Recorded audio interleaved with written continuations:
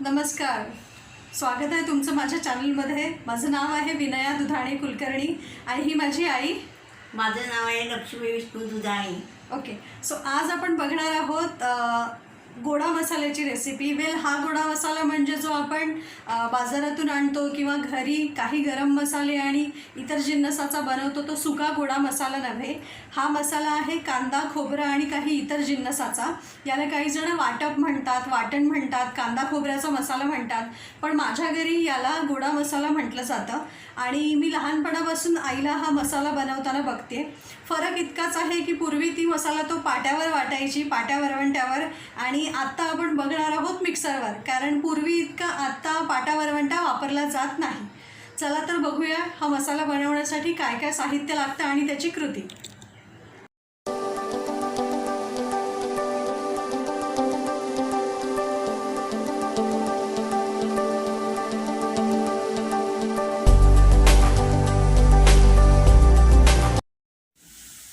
हे सगळे सुके मसाले मी सगळे वेगवेगळे करून भाजून घेणार आहे. ह्याच्यात तेल नाही टाकायचं, असंच भाजायचं.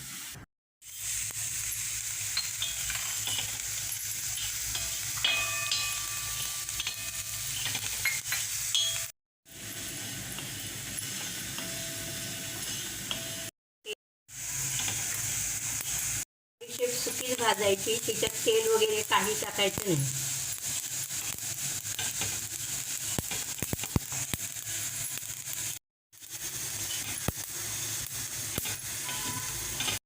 आता मी लसणी टाकत आहे. लसणी पण अशा सुक्या भाजून घ्यायचे, त्याची सालं काढायची नाही, असेच भाजायचे की वास एकदम छान सुटतो. मी 2 तवे ठेवलेले आहेत. एका तव्यावर मी आता कांदा भाजून घेत आहे, दुसऱ्या तव्यावर मी छोटंसं सुकं होतं मसाला ते भाजून घेतलं. तव्यावर खोबरं भाजून घेणार आहे. खोबरं भाजायसाठी मी आता टाकलेलं आहे.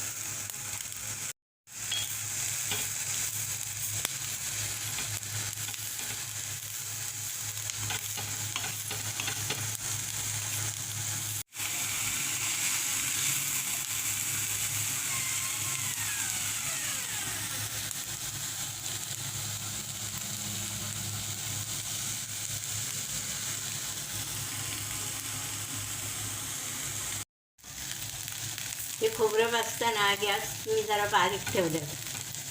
बारीक गॅसवर व्यवस्थित भाजायला मिळतं. मोठा गॅस केला की एकीकडं भाजतं, एकीकडं करपतं, एकीकडं कच्चं राहतं. त्याच्यामुळे गॅस बारीक ठेवायचा. आता कांदा भाजून झाला आहे. आता मी दुसरा कांदा भाजायला घालणार आहे.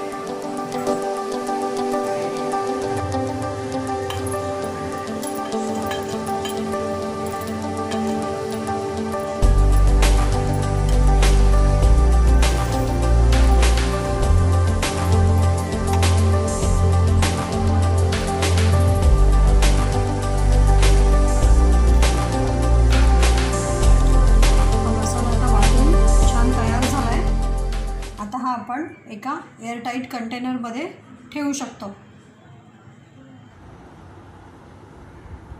हा मसाला आता मी या टप्परवेअरच्या एअरटाईट कंटेनरमध्ये ठेवला आहे.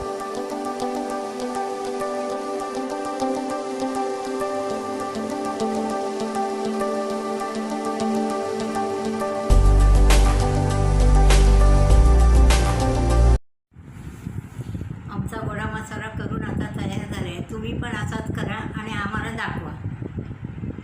आणि हा जर व्हिडिओ तुम्हाला आवडला तर लाईक करा. Thank you so much. बाय.